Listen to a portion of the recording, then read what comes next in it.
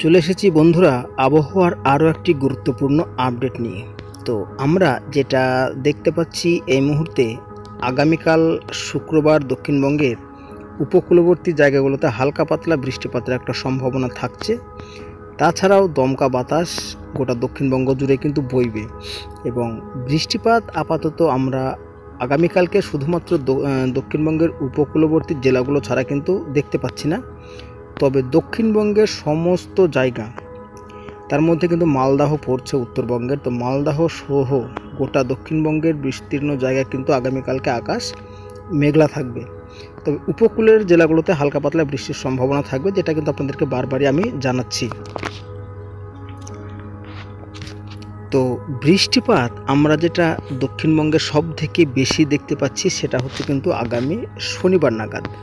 তো আগামী শনিবার নাগাদ একদম সকালবেলাতে বেশি বৃষ্টি আমরা যেখানে দেখতে পাচ্ছি সেই জায়গাটি হলো জলেশ্বর, দীঘা, কোন্টাই, বেলদা, বালিয়াচক, খড়গপুর আংশিক।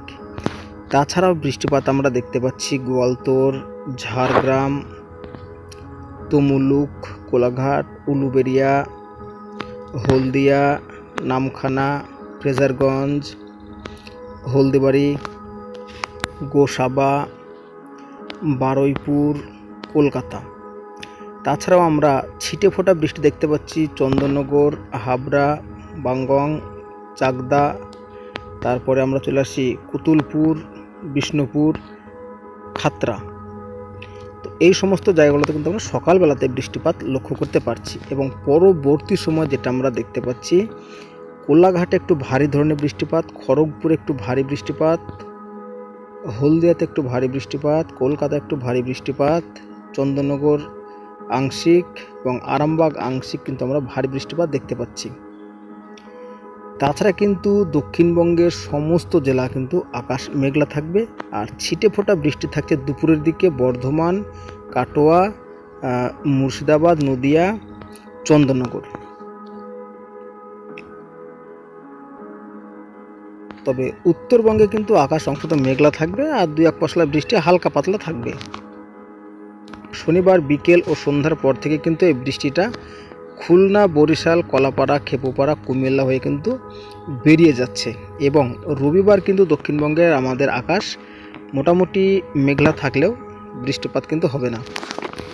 এবং যেটা আমরা দেখতে পাচ্ছি যে আগামী সোমবার থেকে দক্ষিণবঙ্গ আমাদের পুরোপুরি পরিষ্কার, তারপরে মঙ্গলবারে বৃষ্টিপাত থাকছে না, বুধবারে বৃষ্টিপাত থাকছে না, তবে আকাশ কিন্তু দফায় দফায় মেঘলা হবে, যেটা আমরা আবারও দেখতে পাচ্ছি।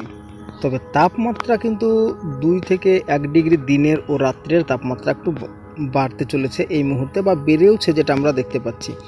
তবে এই যে নিম্নচাপের মেঘ যেটা আমরা দেখতে পাচ্ছি বা বৃষ্টিপাতের কথা বললাম, তো এটা পরিষ্কার হওয়ার পরেও কিন্তু আবারও দক্ষিণবঙ্গে জাঁকিয়ে ঠান্ডা আসবে।